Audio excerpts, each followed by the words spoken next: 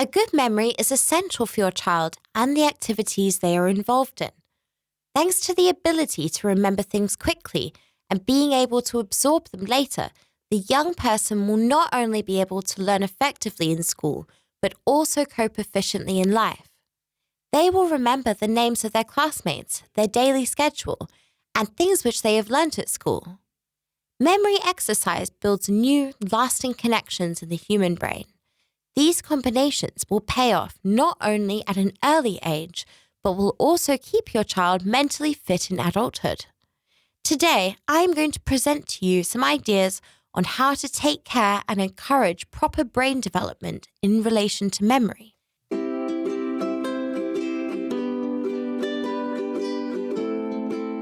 Hi, my name is Sophie, and you're watching Practical Parenting, a YouTube channel established to inspire you to become a better parent by promoting intimacy parenting and a non-violent upbringing.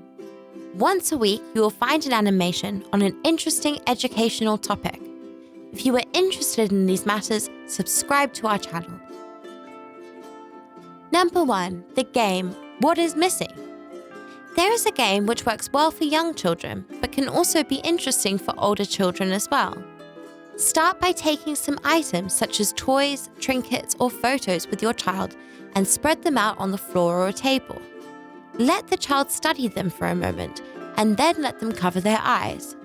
Take turns in hiding one thing at a time. Then let your child take a look at the items and tell you what is missing. After a few times of doing this and increasing the number of objects slowly, we can make it more difficult. And as well as taking one of the objects from the table, we can swap the places of different objects.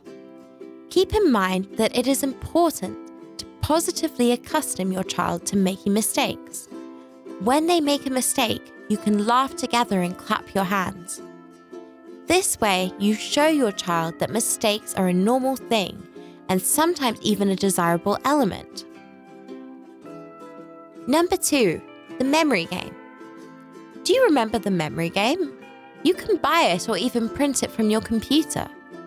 The way the game goes is that you start with, say, 10 cards or 5 identical pairs. Next, we place the cards face down so that the pictures are invisible. Then, we mix all the cards and create a rectangle. Turn over 2 of the cards of your choice one by one. This is done secretly from the other players. If the 2 are the same, the pair is taken, showing that indeed both were the same. If not, put them back down so that the pictures are invisible again. The next player does the same thing, and the person who has the most pairs after collecting all the pairs wins. Your child can also play alone. They could time themselves, for example. Number 3, memorizing strings of words. This is a great game for a group of people who don't know each other very well. For example, at a birthday party or in a school class. The child says a word, another person repeats it, and then they add theirs. The next child repeats the previous word and adds another, and then the game continues until there is a mistake. Another variation is storytelling. Either a word or a whole sentence is added. It could be that the story makes sense, or that the story could get adventurous and ends up being humorous for everyone. There is another variation, which is a great icebreaker for groups and people especially. All the participants sit in a circle. Each says their names and a word which best describes them. They could say what their favorite animal is, cartoon character, or simply an adjective specific to them. You could also make it that they should start with an adjective at the beginning of the sentence, and then get them to say a hobby or an interest, all starting with the same letter. For example, Happy Harold likes hippopotamuses, or Super Sam loves Superman. In this case, there is no winner and mistakes are rewarded with applause and joy. And then we help to improve or recall words and names. Number 4, a new story.